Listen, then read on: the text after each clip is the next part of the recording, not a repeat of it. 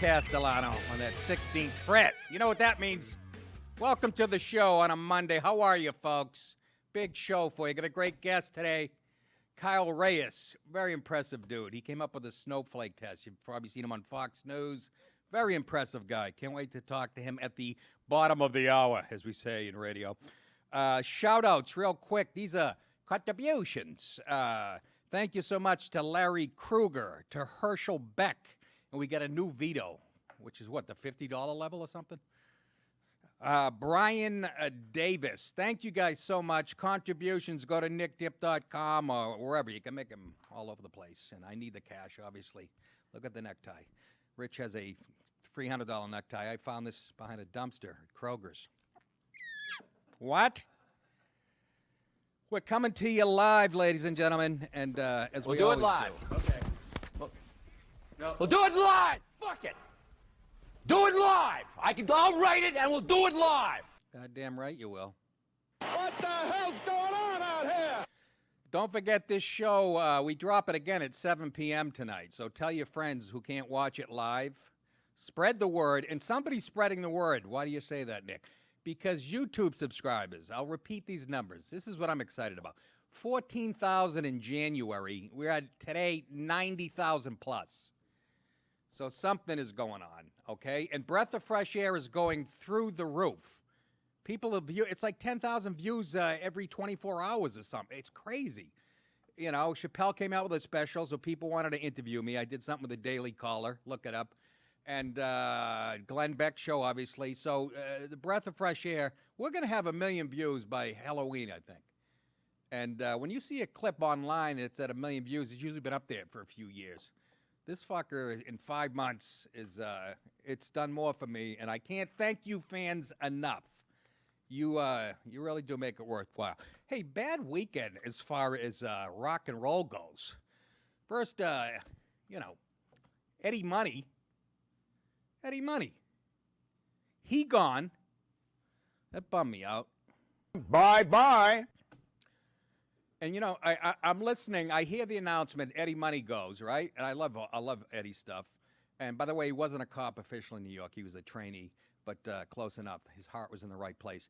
So he goes. And then last night, Rick Ocasek of the Cars passes away. He's gone, and we couldn't do nothing about it. Rick Ocasek of the Cars, a Boston band, by the way. You know, Aerosmith, J. Gals, just to mention a few Boston bands. The Cars are as good as any of them. And the other thing he was known for, he was going out with Pauline Portsakova, who was the supermodel at the time in the 80s. She was the piece of ass on the planet. And this guy, with the Joan Jett wig, there he is. And I'm sick of hearing how shallow men are. You're going to tell me if Paulina there, if Rick Ocasek was working at the city dump or a bus driver, she would have been fucking him? Come on. I don't want to hear any more how shallow fucking guys are. This guy was not a piece of ass, let's be honest. Looks like Elizabeth Warren. Look at her. Like I bite your eye. But they're both gone, and they both will be missed. I'm in the car, and they announce Eddie Money passing. And then I get in the car the next day, and I'm listening to, hits of the 80s, satellite, whatever the fuck. What do you call it? Sirius, the company I used to work for. And the guy comes on. This is after they announced that he passed away. The next day, apparently they didn't edit the thing. The guy goes, Eddie Money's going to be at the so-and-so. And they go, he just got out of the hospital. I hope he's all right. Oh. Bye-bye. Anyways, they will be missed. True fucking legends, both of them. Let's get to it. Hey, the Democrats, once again, just showing what they're all about. Zero ideas. No ideas about fixing immigration, health care. It's all about going after Trump. And now they're going back. They want to impeach not only Trump, they want to impeach Brett Kavanaugh now. This is the latest this weekend. They are making it so easy for Trump to win in 2020. A growing number of Democrat presidential candidates and groups are lining up behind calls to impeach Supreme Court Justice Brett Kavanaugh after the New York Times reported that the FBI did not follow up on a woman's story that he pulled his pants down and thrust his penis at her at a college party. That boy is a P.I.G. pig.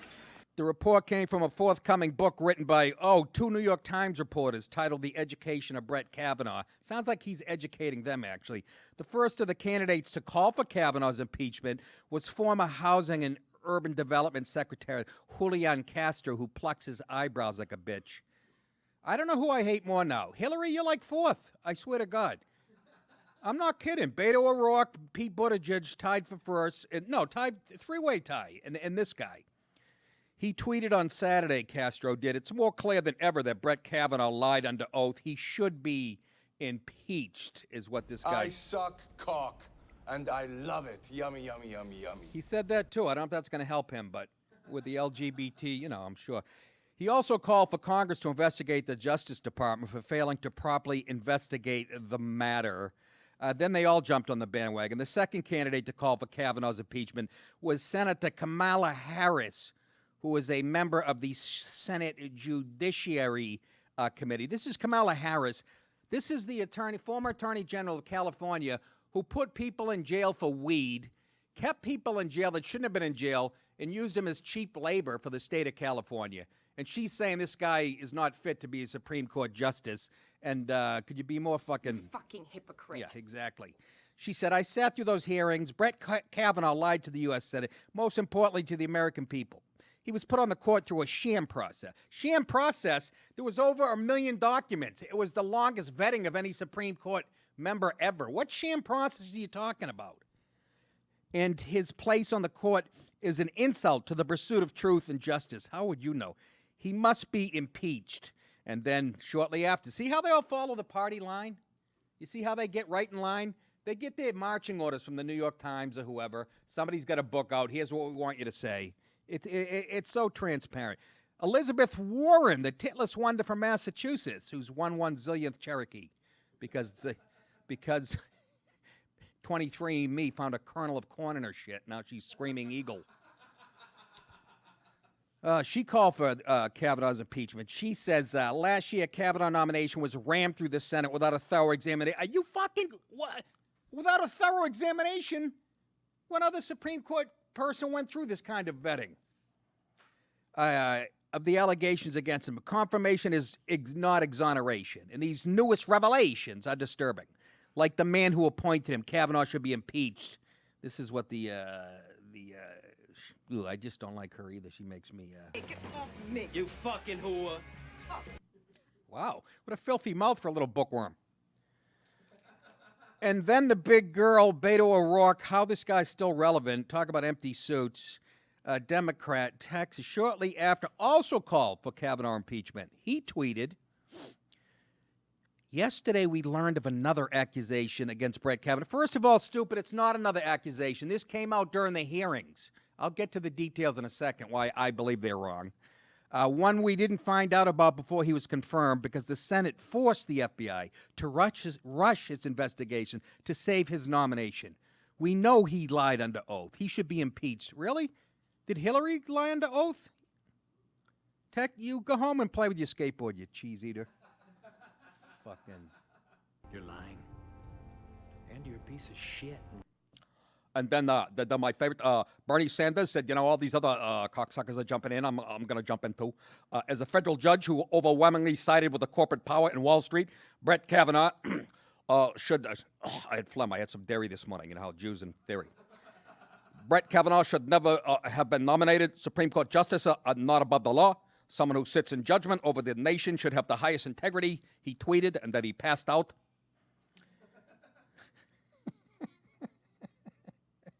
Get this through your head, Get this through your head, you Jew motherfucker, you! The revelations today confirm what we already knew during his hearing. Kavanaugh faced credible accusations and likely lied to Congress. I support any appropriate constitutional mechanism to hold him accountable, he tweeted. He sort of danced around the issue. He didn't come out with impeachment because he's smarter than the other fools. But this stuff is all a bunch of horse hockey. The New York Times, Robin Porgobin and Katie Kelly report in an article that appears in Sunday's print edition. Jesus, you hear that? Can you guys hear that? That's what happens. That's what happens when you eat pulled pork with hot sauce. It's called Pain is Good before you go to bed. And 3 Little Debbies and a half a bag of corn chips. I was passing stuff from 3rd grade this morning, but I digress. Listen, this is what they say. We also uncovered a previously unreported story about Mr. Kavanaugh in his freshman year that echoes Ms. Deborah Ramirez's allegation. A classmate, Max Steyer, saw Mr. Kavanaugh with his pants down at a different drunken dorm party where friends pushed his penis into the hand of a female student. They pushed his penis into a chick's hand. That sounds like something that would need a review in an NFL game.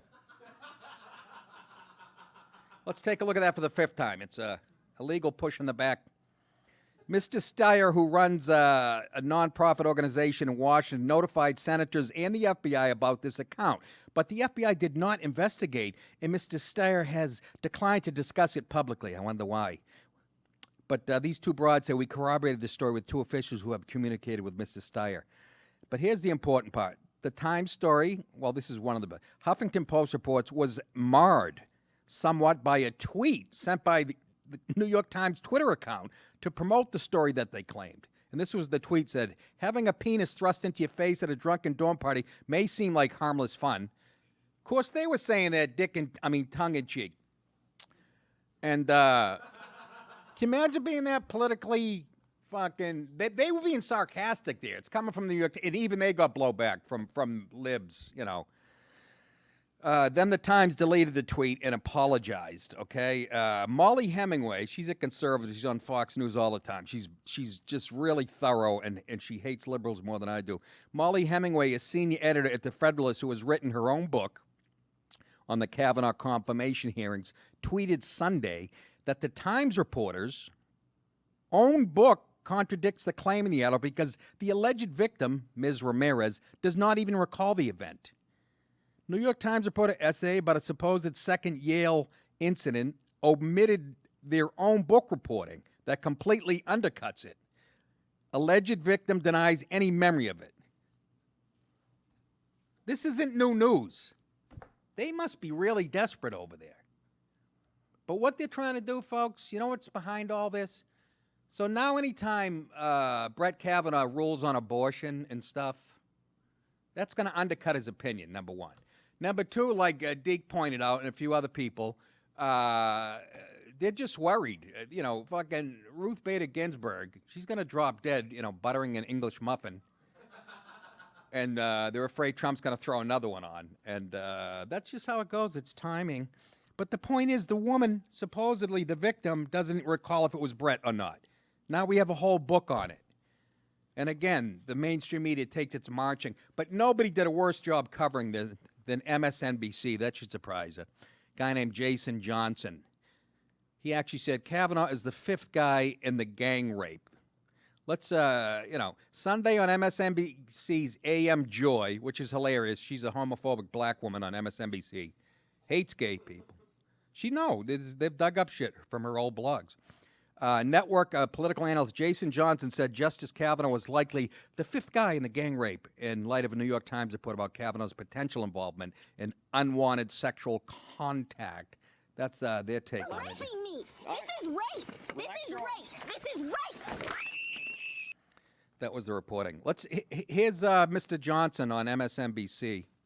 Then you have the thousands of legal documents, right? Things that he wrote in the Bush administration that Republicans wouldn't turn forward. Then you have a history of sexual assault. I said last year, Joy, I've never heard of a guy who's a one-time rapist. I've never heard of a guy who's a one-time sexual assaulter. I grew up with guys like this. He's from around this area, right? He's the fifth guy in a gang rape, okay? He's the guy who comes in after he's drunk because everybody else encourages him. He can get away with it. He's been pretty much covered his entire life. And now he's on the Supreme Court where he can move that same despicable misogynistic attitude that he's gotten away with his entirely cowardly life to the greatest misogynist of all, which is the President of the United States. There's something wrong with the black man's mind. There's something wrong with his mind. Don't you love how he broad brushes white guys? I grew up with guys like this. He's like the fifth guy in a gang rape.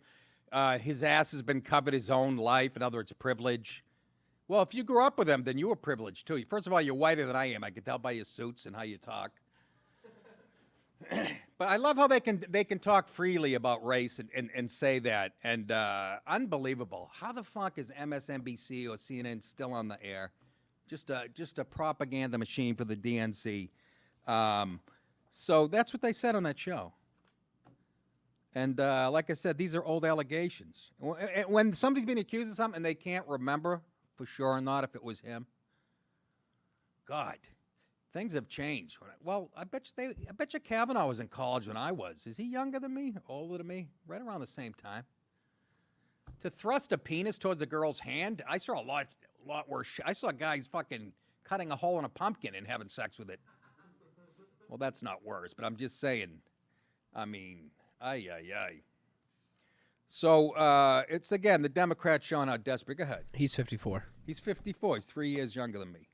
So where's Ms. Ramirez? Is she going to come out?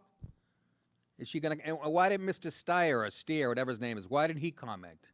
This is a whole book about this. Now it's going to sell zillions because, anyhow, like they don't have better shit to. Staying on the political news, United States blames Iran for attack on Saudi oil fields. And Allahu Akbar! Allahu Akbar! Allahu Akbar! Allahu Akbar! Secretary of State Mike Pompeo blamed Iran for coordinated strikes on the heart of Saudi Arabia's oil industry, saying they marked an unprecedented attack on the world's energy supply. Iran-allied Houthi rebels, they're from Minneapolis. You saw what they did to a white guy. I'll show that tomorrow, that clip. It enraged me so much I couldn't get to it. Iran-allied Houthi rebels in neighboring Yemen claimed credit for the attack, saying they sent 10 drones to strike in important facilities in Saudi Arabia's oil-rich eastern province. Are we being bombed by the Saudis right now? But Mr. Pompeo said there was no evidence the strikes had come from Yemen. In a tweet, he said the U.S. will work with allies to ensure that energy markets remain well supplied and Iran is held accountable for its aggression. He added that the strikes showed Iran wasn't serious about diplomacy. You are correct, sir. Here's my take on this. Fuck Saudi Arabia. Ever since 9/11, I don't care. And now we supposedly, because of fracking and other things that the Green New Deal would get rid of, we are the world exporter in natural gas, and we have more shit going on energy-wise than the Saudis. We don't need them anymore. That might be an overstatement, a little bit of a simplification, but I don't think we do. They're the ones who hit us on 9/11. They were Saudis, okay? They're filthy, too. They have, they still, stone gay people to death and cut your hands off if you're shoplifting, which I don't have a problem with that. Imagine doing that, though. In this country, you would be, you see 1,000 black stumps at a bodega. What? What do you say, Nick? But the Saudi is scum, too. Let them fend for themselves. If Trump should make a deal, we want oil. If we need oil from you, we want it at 1/10 the price that you give it, and we'll protect you. Trump called the prince and said, what up, man? Mr. Pompeo didn't explain how the United States believes Iran was to blame. Well, because he has, he gets briefed on this shit. or where the strikes originated, but Iran-backed militias in Iraq have previously been responsible for targeting Saudi Arabia's oil industry. Meanwhile, Saudi and American officials are investigating the possibility that attacks on Saudi oil facilities Saturday involved cruise missiles launched from where else? Iraq or Iran? Okay? This is nothing. Durka, Muhammad Jihad. Haka Sherpa Sherpa, Bacala. Said Mr. Pompeo. He doesn't need a translator. The production shutdown amounts to a loss of 5.7 million barrels a day, the kingdom's national oil company said, roughly 5% of the world's daily production of crude oil. The strikes mark the latest in a series of attacks on the country's petroleum assets in recent months as tensions rise among Iran and its proxies like the Houthis and the Houthis and the U.S. and partners like Saudi Arabia. The attacks could drive up oil prices if the Saudis can't turn production back on quickly and potentially rattle investors' confidence in initial public offering Saudi Aramco, the national oil company. Who cares? Let them starve over there, I say. They're terrorists. You know, they have these, I forget what, madrasas. That's what it is, the madrasas. Those are schools for like middle-aged school kids, teaching them how evil Jews are. This shit still goes on over there. Look it up, Deke. You'll shit your pants. They're horrible people. And so is Iran, by the way.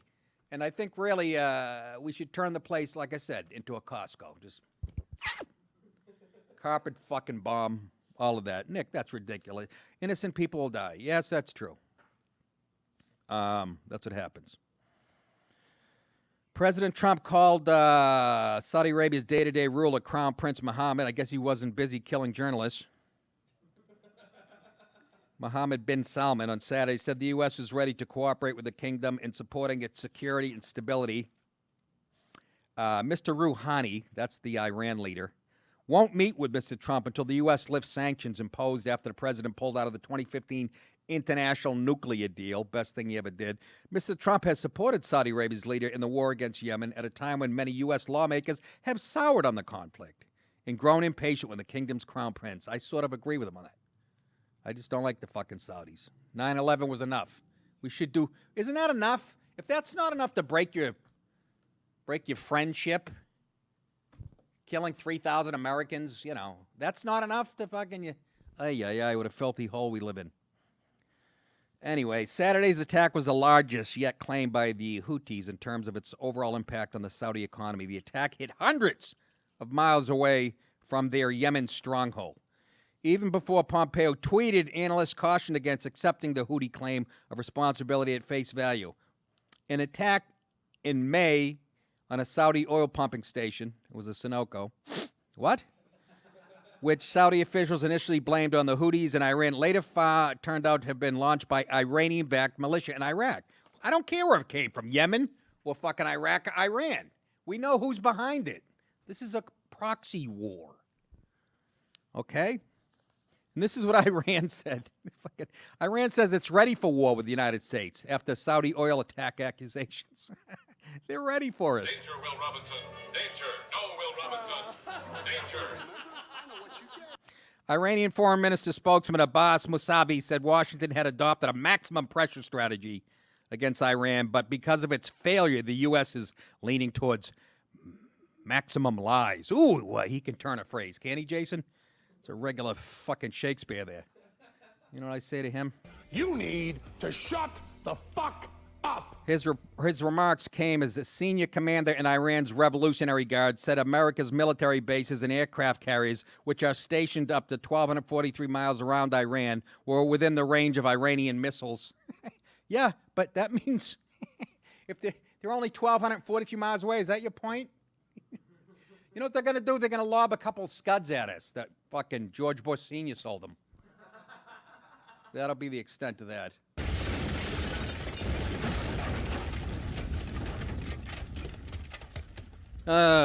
Anyways, Emirali Hajada was also quoted by a Tasnim news agency as saying that Iran is all right. Holy shit. Didn't I say ceasefire? Always been ready for a full-fledged war without mentioning Saturdays. You've always been, then bring it on, you cheesy fucking hummus eaters. You're not ready for war. You're living in the fucking Old Testament. I see how you dress. Did you see, who came out with hijab? The Toronto Raptors? They came out with a hijab for their fans now. Oh, my God. Please let me find another country, a world, planet to live on. Nothing says dunking behind your head like a hijab. For their fans, for the 4 Muslim broads. Go ahead, Rich. Suck the life out of them. And didn't they already piss Trump off with Khashoggi? Huh? When they tortured Khashoggi? Yeah, but Trump's take on that was like, we don't know for sure. He had to play the game, again, because of oil and energy. So the Saudis are fucking filthy, okay? If you don't believe it, look at their right hand after they go to the bathroom. Anyways, what? Nick, that's an old stereotype. Is it really? Yes, it is. Sure it is. No, it is not. Durka Durka, Muhammad Jihad. Haka Sherpa Sherpa, Bakala. Ladies and gentlemen, we have a guest, as we usually do on Mondays, because you guys deserve it. And this guy is a hero of mine. I've seen him on Fox News, and I'm jealous of guys. Like, they make things happen. They actually have an impact on the world, as I sit here just zinging people in the back of an Applebee's in Savannah. But this guy is as sharp as a tack. You've seen him on TV before. He's the chief executive officer of the Silent Partner Marketing, a full-service marketing agency that works with some of the biggest and most patriotic brands in America. He is also the national spokesman for Law Enforcement Today, one of the largest online organizations of police officers and supporters in America. Reyes sits on the Federal Task Force on School and Workplace Shootings, dubbed Operation Innocence. It's made up of entrepreneurs, business leaders, combat veterans, school administration, parents, and law enforcement officers across the country focused on implementing common sense solutions to stop school shootings. He's got a million other things on his resume I could mention, but please welcome my guest, Kyle Reyes. Kyle, what's going on? Thank you. What's up, brother? Thank you for doing the show, man. I appreciate it. I've seen you on Fox News, and I love what you're all about. First, let me clarify this. I went to University of Maine. I was a marketing major, and 2.3. So anyways, that's what I know about marketing. That was my GPA. I belonged to a fraternity. I was chasing broads and playing football. It's literally what I know least about. So, and my brother's head of marketing, Time Warner Cable for years. He's semi-retired, 2 years younger than me. So I could have used you earlier in my career. I'd be way more famous. But let me ask you, you said with patriotic company. What are some of the companies that your agency works with to market their brand? So the whole idea of the silent partner is that we can't really tell you who we work with, but I can tell you. I'll give you a few examples. Oh, that's what you meant. All right, I missed that totally. Okay. I'm sure you've heard of Bottle Breacher, Navy SEAL sniper. Yes. Turns 50 cal bullets into bottle openers. He was on Shark Tank. Yes. Yeah, just a bunch of super patriotic, America-loving, God-fearing, whiskey-drinking, bacon-eating infidels tend to make up a good portion of our client roster. So you have to do this silently. Tell the people why you have to do this silently. Well, I mean, obviously, I'm pretty controversial. A lot of people have heard about the snowflake test that our company rolled out to make sure that we don't have whiny and entitled snowflakes working for us. I'm going to get to that. Yeah. Go ahead. Sorry. Yeah, but what it comes down to is that most of the companies that we work with want to give the perception that they are doing all of their marketing internally. So we do all of their videos, their social media, their media buying, their advertising, graphic design, you name it. What does it say about this country where we are in 2019 that you have to be silent about it? What does it say to you? I think that this political correctness that we're experiencing right now, America is like a wildfire burning out of control. And it's scary because there's no stopping it. We are at such an extreme polarization right now that I think a lot of people are left sitting there going, where the hell are we going? What's going to happen to our country? And here's the point, people, that polarization, I'm sorry, and I know I'm going to sound very biased here, but they always say both sides are to blame. No, the right is reacting to the censorship and the political correctness coming from the left. It's a reaction. So I don't want to hear both sides. They always equivocate, these people. Oh, both sides are to blame. Bullshit. The left is fucking wrong right now, and the right is right. I agree. I think Daddy T nailed it when he talked about the silent majority, right? He talked about people who are sitting there because we are afraid to talk about our love for our country. If you express love for country, for law enforcement, for our military, all of a sudden that's somehow equated with you being a sexist, racist, homophobic, Islamophobic. I mean, you name it. The extremes that we've gone to tell people who love their country that they are bad people because they have conservative values or because they actually believe in law and order. I mean, it's mind-blowing. Everyone down. It reminds me of something that my grandmother used to say, God rest her soul. She said, America's going to hell in a handbasket. And I always sort of laughed at her. And now I think she might have been right, man. And we're talking to Kyle Reyes. The reason, look, we know that the left, the libs, have infested all the major institutions, whether it be, Hollywood or academia. How do we, in the media, mainstream media, how do we reverse that? I mean, we have a couple of, we have Mark Levin, we have right-wing talk radio, and we have Fox News, but that's about it. Isn't it going to take forever to turn this ship around? How do we expedite that? So I'll tell you what, man, it scares the hell out of me, and I'll tell you why. Because you talk about the infiltration, right? We know that communism, for example, is a slow process. It's a slow infiltration of Hollywood and the education system. But I think what we have right now is something that's much more sinister. We have Google, we have Facebook, Instagram, Twitter, LinkedIn. All of these major platforms aren't just censoring what we say, but they are actively going after companies who believe in constitutional values. Google right now, nobody knows this, but Google is systematically shutting down the ad campaigns for a lot of big corporations that have bulletproof vests, weapon-mounted lights, weapon holsters, because Congress is no longer needed for gun control. Democrats have effectively weaponized corporate America. Not to mention that they control all the information that we get on the internet and elsewhere. And they're, everybody's worrying about the outside threats for the next election, China and Russia. When it's fucking Google, they're working hand in hand with the Chinese government to censor people over there. That's a country that was born in this country. I mean, it doesn't get worse than that. No, I mean, so many of our law enforcement officers, our military, they took a vow to protect America against enemies. And I think we see right now a big threat domestically. I want to apologize. We're having a little bit of a breakup on some of the audio, so folks, it's Skype. But I want to know more about this you're the national spokesman for law enforcement today. The largest online organization, police officers, and what do you do for them specifically there? Can you say that without getting in trouble? I can. I could definitely say that.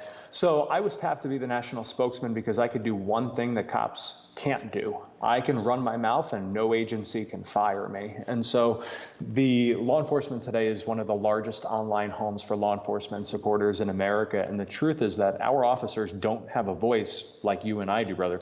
They can't speak out because they don't have the First Amendment in the same way that we do. They'll lose their jobs. They'll lose their ability to protect their community, to provide for their family. Right. And so I'm simply here to be a catalyst to share their stories and to make sure. We just have, right before this interview, we had this guy, Drew Stokes, in for an interview. He's an officer in Jacksonville, Florida. He's with CBP also. He was shot 5 times. He was ambushed. It's a miracle he's alive.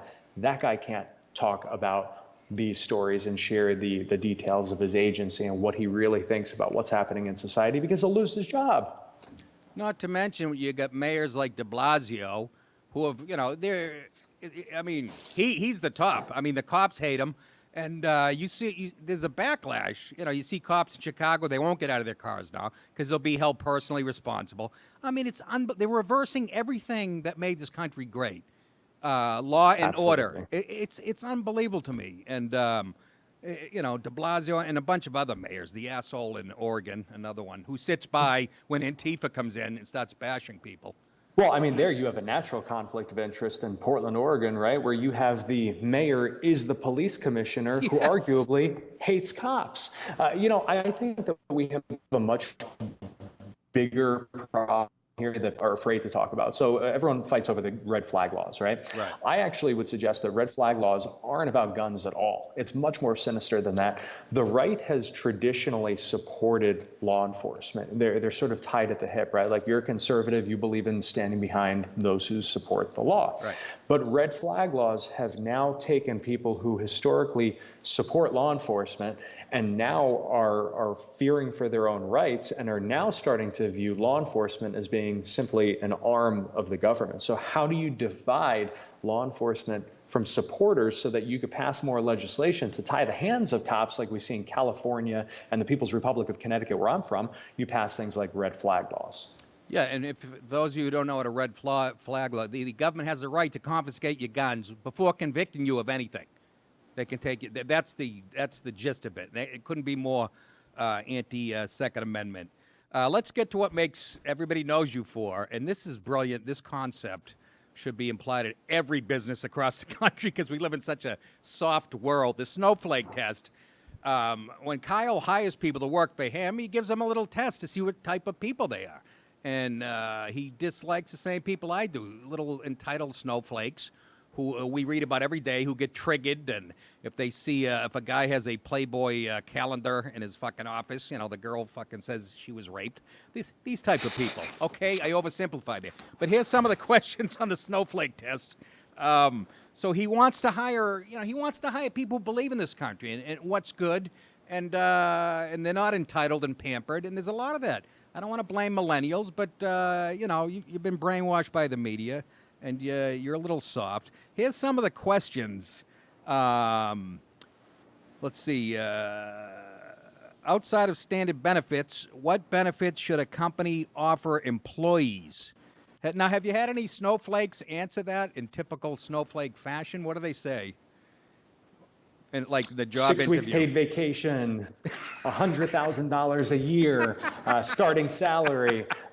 We had someone. Now, the irony is that we have a personal caterer and we have a gym trainer, and yet we were told that those should be standard for all employees. Massage therapy, therapy dogs. Therapy dogs. If anyone, therapy ducks. That was another thing somebody asked for. I swear, man, you can't make this stuff up. I told someone that if they brought a therapy duck in here, I swear to God, I'm going to cook it and eat it in front of them. Oh, no, that would be appropriating Chinese food.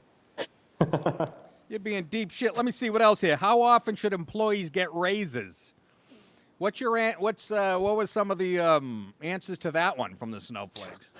One of the people who said that we should have unlimited vacation time felt that they should be assessed for raises every week. And I told them that they're actually assessed for raises every single day, as in if you suck at your job, you're fired. That's an assessment right there for a raise.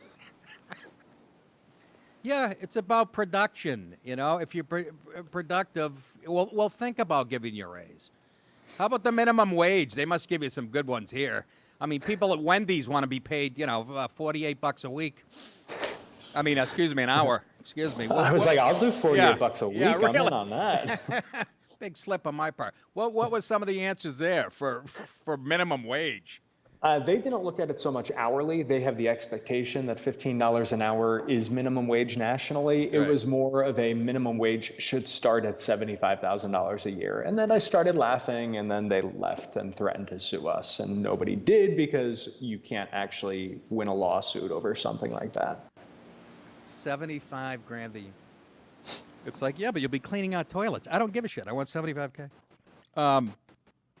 Here's a good one. I like this one. What are your feelings about employees or clients carrying guns? I think they're dangerous. Guns. You should love guns. You're an American. We had, we do carry here regularly. We work with a lot of gun manufacturers, so we shoot guns all of the time. I've got a big cutout of Daddy T in my office right next to my gun safe. And so if you are afraid to be around guns, chances are you're going to be pretty triggered when you have to go out on a shoot or work for a gun manufacturer on a marketing campaign. So that was a no-go for us. I picture your office, a bunch of guys chewing tobacco with cowboy hats. I'll tell you what, man, you send me a cowboy hat and I will rock the shit out of that. How about employees? How should they dress at work? Oh God, I want to hear this one. What's the proper attire? Let me guess, a hijab with a Nike fucking emblem on it. We had a young lady who she was fresh out of college. Yeah. Attractive, I'm told, and she would wear a very short skirt with nothing underneath, and she would lay on our oversized beanbag chairs. And so we used to joke like, "Oh, it's Fallopian Friday," because it was all on display. And we realized that was probably a lawsuit waiting to happen. So we fired our HR team. Oh, pussies! Really? She was doing that? We did. No, swear to God, you can't make this stuff up, man. I had our director of operations, who's a female who runs the company, and she came up to me and said, "You're going to have to talk to her about that." I said, "You're going to have to talk to her about that." And then after that, we put in place a company policy that said you had to wear basic things like underwear. No beanbag chairs. That's how we changed that rule. Wait, did she look like Precious? Be honest. My attorney has advised me to not answer certain questions about that. I'll ask you one more. This Skype audio is a little, but we're playing this because this is a great interview. I'll ask you one more. You asked them how they feel about police. I can only imagine this response. So anyone who did any research about our company in advance would have known that we are unabashedly, relentlessly pro-law enforcement.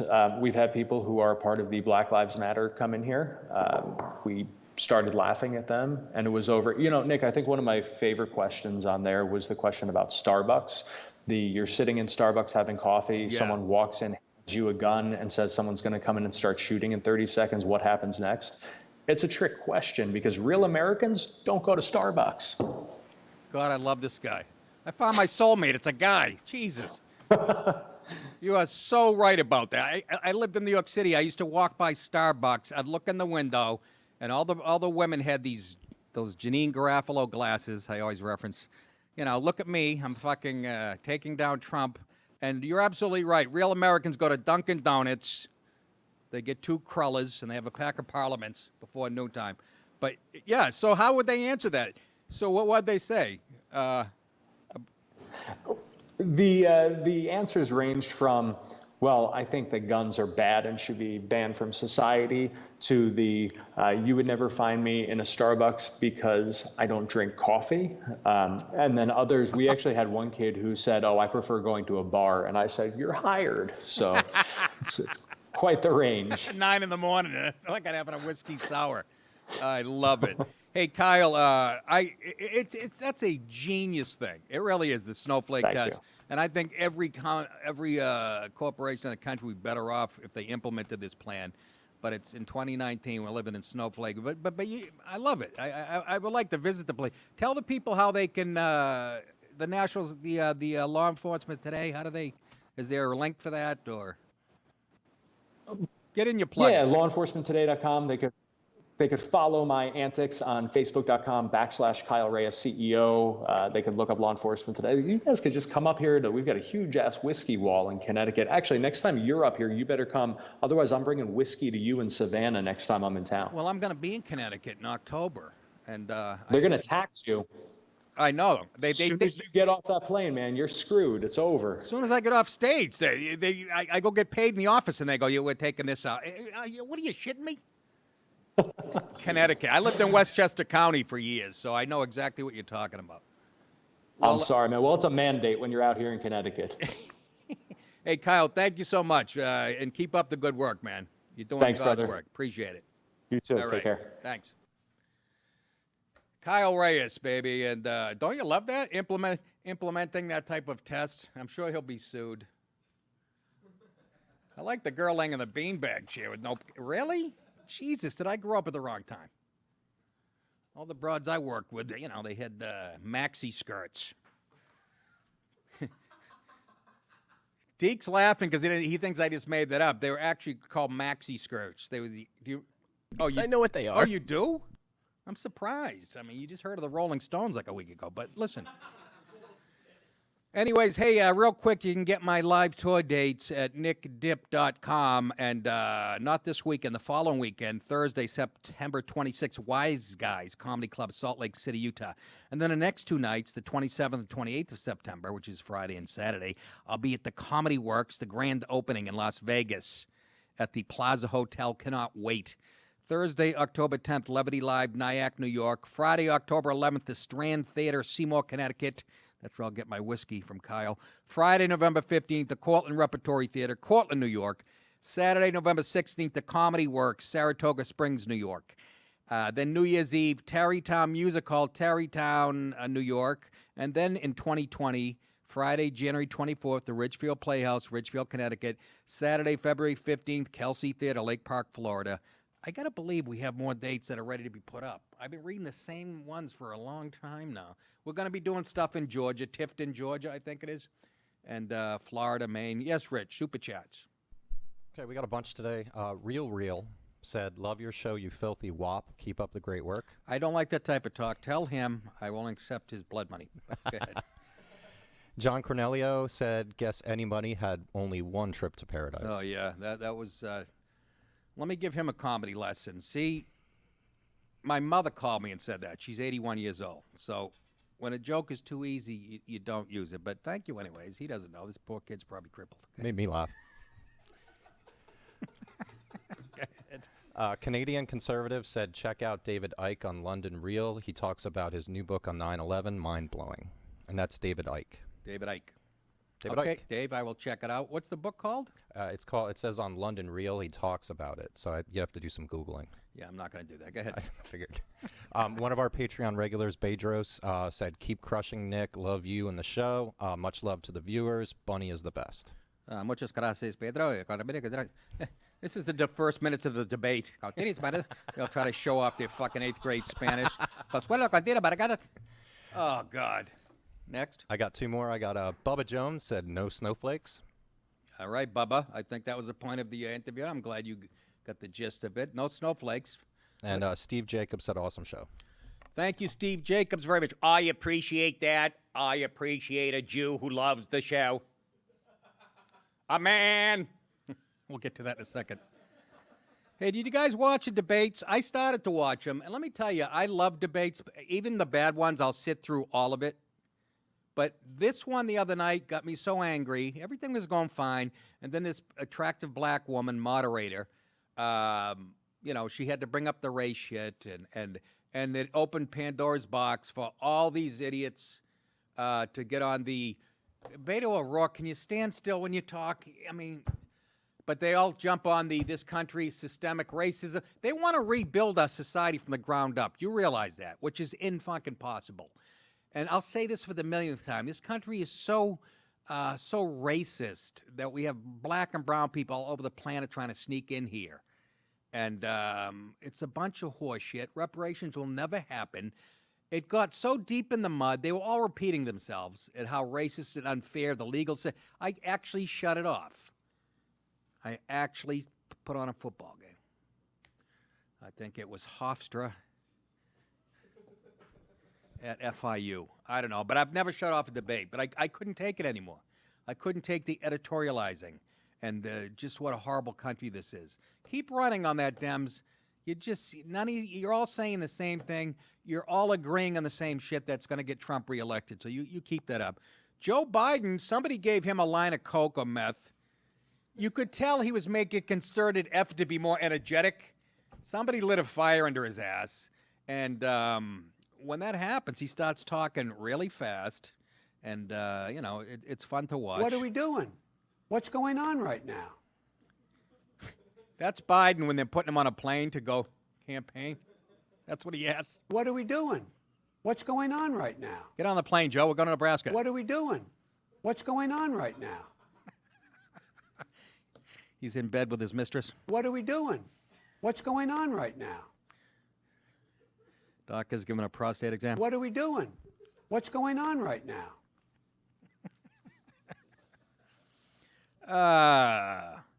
Did you see Biden's dentures start to slip?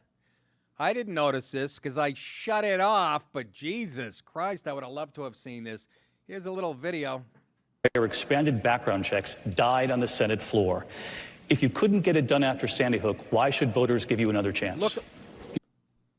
Because it got done before. I'm the only one up here who's ever beat the NRA.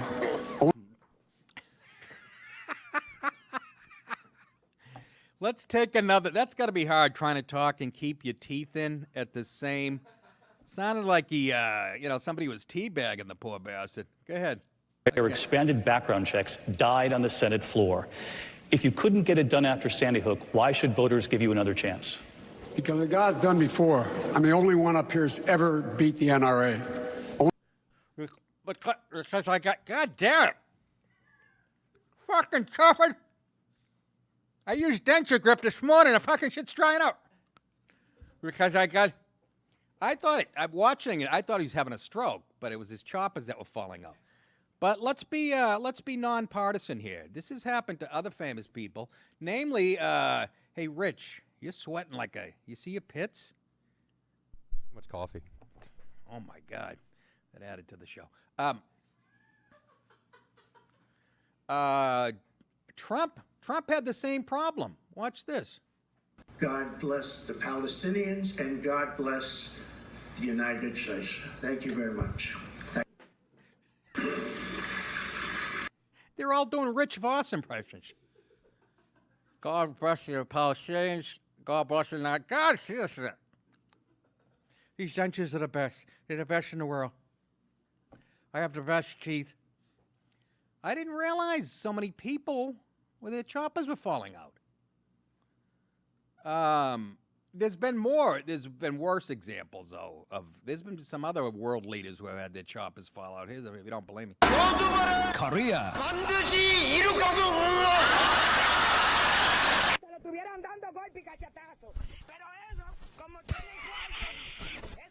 You see that quick.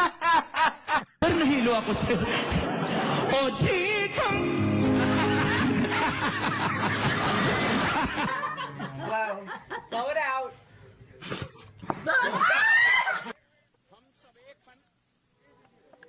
How about this guy? Nobody even laughs over there in the Middle East or wherever he is, India. Oh, they landed in bird shit. I don't give a fuck. Confusing. A turkey. That was Churchill. All right.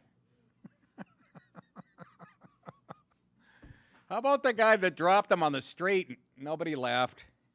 Picked this up. It was good cat shit on him. Yummy, yummy. Anyways, Joe Biden, you're bleeding from the eyes. Your choppers are falling out on national TV. Don't wear shorts the next debate. We'll see a fucking ball bag bouncing up the... Look at he's trying to keep him in. I bet you the heat of the lights melts the glue. God, help me. Long Island judge pleads guilty to raiding neighbor's dirty panties. A pervy Long Island judge expected to become a registered sex offender after admitting breaking into a neighbor's home to steal her dirty panties. You sniffed that girl's panties. He told you that? Fucking baby. Robert. Gotta apologize. Hey, I'm not apologizing. Robert Ciccali, 50, had several pairs of worn women's underwear stuffed into his coat when he was busted fleeing a 23-year-old neighbor's home in March 2018. This is a judge. This is a guy who's probably sent people to jail for life or whatever. He's a judge. And you know what? Judges wear robes. You can't tell me he wasn't wearing these panties under the robe. I don't have a problem going for the dirty ones. I mean, who wants a fucking clean pair? What's the point of that? I want a girl who just ran a marathon. I want to wring those out my mouth. Who's with me? It's something you don't hear on Meet the Press. The judge who was suspended from the same court in Suffolk County after his arrest was initially charged with second-degree burglary, but he admitted to entering the 23-year-old's home several times to snatch undies from her hamper and pleaded guilty Friday to a reduced charge of attempted burglary, still a felony, with a Nassau County District Court judge hearing the case. So yeah, now he has to register as a sex offender. I don't know. It seems a little much, huh? Anybody? Bon appetit. Chichali of East Islip is expected to get 5 years of probation and be forced to register as a sex offender when he's sentenced November 15th. Chichali's attorney, Michael J. Brown, told Newsday that the judge had accepted responsibility for his actions. Yeah, it's hard not to. He has dealt with his mental illness issues in a provocative manner and is now breaking into little boys' bedrooms. What? What? What? Shut up! Shut up! Shut up! By the way, his neighbor, the girl's apartment, he's breaking into 23-year-old former intern at the Islip Town Attorney's Office where he used to work. Newsday said it wasn't clear whether she had worked directly for him at the time. Oh, that would change things. Oh, you know each other. You work together. Sniff away. Look at him. It looks like he just sniffed a pair in that picture. Anyhow. Did you read about... this is back to free speech. There's a stand-up comedian, Shane Gillis, okay? New York guy, I think. Maybe a Long Island guy. But he's a new cast member, SNL. Well, he's being condemned for some slurs he made, like on a podcast a year ago. And that's the world we're living in. No, they're ignorant. That's ignorant. Saturday Night Live showrunner Lorne Michaels has yet to comment on the racist and homophobic remarks made by newly hired cast member Shane Gillis. But comedians and actors are expressing their condemnation on social media, because that's what we do. Some even asking that he be fired from the show. Can you imagine? That's where we are, where other comedians are trying to get other comedians in trouble. Footage of Gillis' podcast, it's called Matt and Shane's Secret Podcast, was posted to social media by entertainment journalist Seth Simons on Thursday. Congratulations, Seth. It's some heartbreaking news. You're doing the world a real favor. Here's the video, by the way, of the... It's funny, too, because that's more annoying than any other minority playing music at a restaurant, loud on their phone. Do you think an Asian trying to learn English bothers me more than someone listening to like Lil Uzi Vert while I'm trying to eat fucking dinner? That's hilarious. Did I send you another? Can we see the other one too? Damn, Chinatown's fucking nuts. It's crazy, dude. It is full fucking China, dude. It's fucking Chinese down there. I wonder how that started. They just built one fucked up looking building and people were like, well, all right, no one said anything. Let the fucking chinks live there, huh? Again, look, not the most clever or whatever, but he wasn't doing it on a stand-up act, on a special, or on... I mean, it's a podcast that nobody's probably listening to, and you're either for free speech or you're not. I mean, he's guilty of being unclever there or whatever, but don't give me the shit, oh, that word's been used to dehumanize people for years. Those words are going to continue to be around. You're going to get in a fight with an Asian guy or Chinese guy, you're going to use that word. You're going to get in a fight with a black guy, you're going to say the most hateful thing. They're not going to go away, okay? The fucking kid did it on a podcast nobody's listening to. And, yeah, he's being guilty of being unclever, if anything. But for Christ's sake, really? Other comedians, he's got to go. And you know why they say that? They want that slot on SNL. That's how, that part doesn't surprise me. Comics hate comics, all right? We'll stab somebody in the neck if you know, when you heard like a famous comic died, people all go, oh, I move up a notch. That's like the mentality, you know? But I mean, if you're a comedian, and if you're another comedian and you're railing against this guy to be fired, you don't know what you do for a living. You know? It's about free fucking speech. The First Amendment protects unpopular speech, bigoted speech. That's what it's there for. Yeah, but what bugs me is, what do they do, the people who wrote this story? They go out and interview all famous Chinese. It's controversial because SNL, it comes on the heels of a new staff writer, Bowen Yang, who is gay and Chinese. I'll tell you what's offensive. Lorne Michaels and everybody in Hollywood going out and passing up like a straight white guy or woman because, you know what, we don't have an Asian gay. Kill two birds with one stone. That bird being a duck, by the way. Listen. See what I did there? That's bigoted. But that's offensive to me. You know, let's not hire the funniest. Imagine if this type of thinking was going on when SNL started. You'd have no Bill Murray, no Aykroyd. Oh, the show's too white. So they hire a gay Chinese guy. That's why this story is supposedly controversial. Only the third cast member of Asian descent to join. You know why? They're not that funny. Oh, Nick, how can you say such a... Judge Ito is pretty funny. Listen to this. Previous cast members Fred Armisen and Rob Schneider are part of Asian descent. That was the biggest part of the story for me. Schneider was Asian? Sure it wasn't a character he was doing? As a comedian, here comes the virtue signaling. As a comedian, I usually side with the comedians on sensitive subjects, but this is just plain racist. It's truly disgusting. Wrote Silicon Valley star Jimmy O. Yang. This man has to go. Gillis posted a statement regarding the offensive material, writing in part, I'm a comedian who pushes boundaries I sometimes miss, he added. I'm happy to apologize to anyone who's actually offended by anything I've said, especially people with the last names of Lee, Wing, and Chang.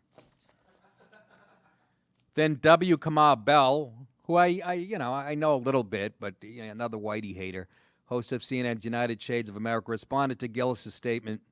As a comic who also pushes boundaries, part of the deal is getting pushback. If you don't want pushback, then don't push boundaries. Who said he doesn't want pushback? Also, the boundaries of jokes on native Chinese people not speaking English well were already pushed by comics when TV was in black, which I agree. It's not the most original, but I've done it on stage. You know why? Just to piss people off. How about that? You ever do that? Just so you're so tired of a PC audience, you just go, and people go, that's too easy. And I go, fuck you. It's my show. You're too easy to get upset. So everybody has to weigh in, and it's just fucking, I'm tired of it. Will you shut up? Will you please shut up? Will you shut up? And then they asked, always be my maybe in Lost star Daniel Day Kim. Jesus. Oh. It took 45 years for SNL to get an East Asian cast member, and in that same year, he'll be joined by someone who would have no problem calling him a fucking chink. Got to be a joke in there somewhere.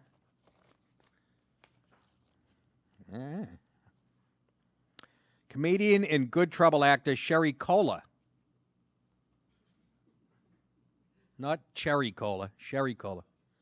Kept it simple with a comment posted alongside video of Gillis. Nope. In capital letters. Woo, that makes you a good person, Sherry, huh? Just a nope. Simu Liu, the star of Marvel's forthcoming Asian-led film Shang-Chi and the Legend of the Ten Rings. That's about a gay Asian guy. The Chinese-Canadian actor attached a yellow peril propaganda picture from the early 1900s. It wasn't funny then. It sure as hell isn't funny today. This word has been used to dehumanize my people for over 150 years, yet you're still kicking our ass in math and English and every other science. And oh, God. Not everyone reacted to Gillis with criticism. A Democratic presidential candidate, Andrew Yang, tweeted on Saturday, Shane, I prefer comedy that makes people think and doesn't take cheap shots. May I suggest Carrot Top's last special? What? But I'm happy to sit down and talk with you if you'd like. He added, for the record, I do not think he should lose his job. We would benefit from being more forgiving rather than punitive. We are all human. Fuck you, too. No, seriously. Oh, we're going to sit down and talk to a politician. It's a teachable moment. Mind your fucking business. This is, ugh. Previously, Gillis referred to Yang as a Jew chink in an episode of Real Ass Podcast.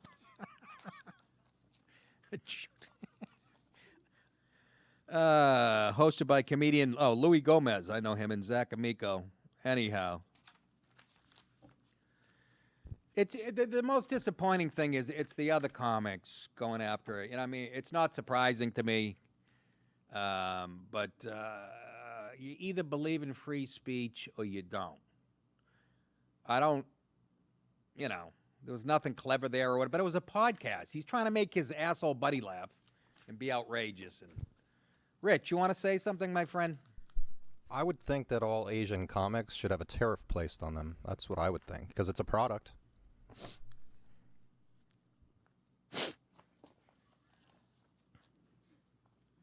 I'd like to put a tariff on you. Guy named Rich Wood. Dick Wood. Now, I don't know. When I eat at a Chinese restaurant and I leave a tip, and I think I reluctantly leave a tip, you know what I mean? The service sucks, but I feel obligated. I'm the type of guy. But I'll leave this on the check. Now, is that?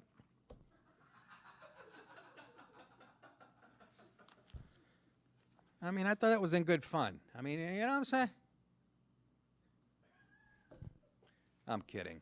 I think we should banish all these words. I notice you don't talk about Dago and Wop and Guinea. That doesn't come up, does it? No. Polak or Mick. You know, that doesn't really come up in the... Well, that's because people of color and I mean, bullshit. Bullshit. And I don't believe that certain segments of the population have access to words and some don't. I just don't believe in it. It's called freedom of speech. I don't give a shit if it's done unoriginally, if it's whatever. Let it fly. Let it fly. Use the horrible words at your own risk. Oh, our Father who art in heaven. Finally tonight on Meet the Press. This is a good one. Solid gold toilet stolen from Winston Churchill's birthplace. A unique solid gold toilet that was part of an art exhibit was stolen early Saturday from the magnificent home in England where British wartime leader Winston Churchill used to drop big fucking logs. I can't believe they said that in the report. The toilet, valued at roughly £1 million, that's $1.25 million, was the work of Italian artiste Maurizio Catalani. I'm sure he's proud of this. This is some of his best work. Unfucking believable. Let's show the bidet he made out of wood putty. It had been installed only 2 days earlier at Blenheim Palace, west of London, after previously being shown to an appreciative audience at the Guggenheim Museum in New York, where homeless people defecated in it on and off every 3 minutes after having Nathan's hot dogs. Police said the toilet was taken early Saturday by thieves who used at least 2 vehicles. You know how heavy this thing must be? They should have passed it around like the gold phone in The Godfather. Because it had been connected to the palace's plumbing system, police said the toilet's removal caused significant damage and flooding to the building. A 66-year-old man was arrested in the case, but he has not been identified or charged. Prior to the theft, visitors to the Catalan exhibition could book a 3-minute appointment to use the toilet.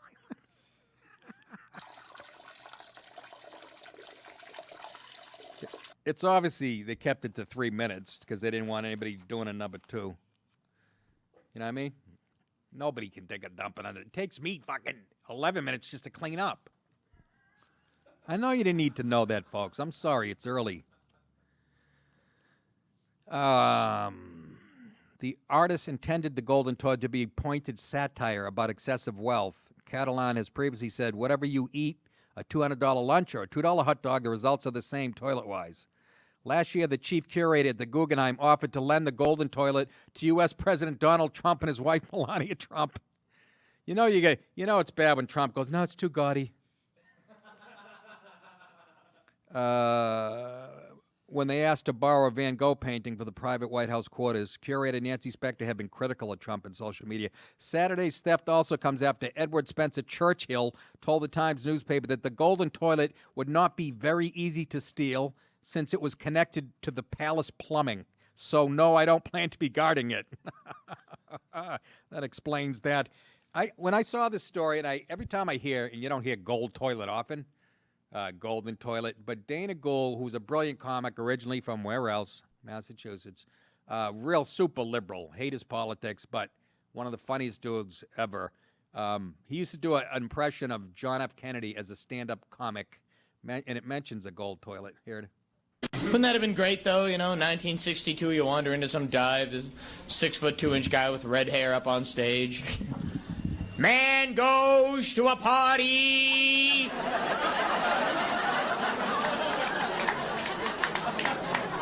Forgets his wallet there. He goes back the next day to claim it. The host says to him, how did you recall my address?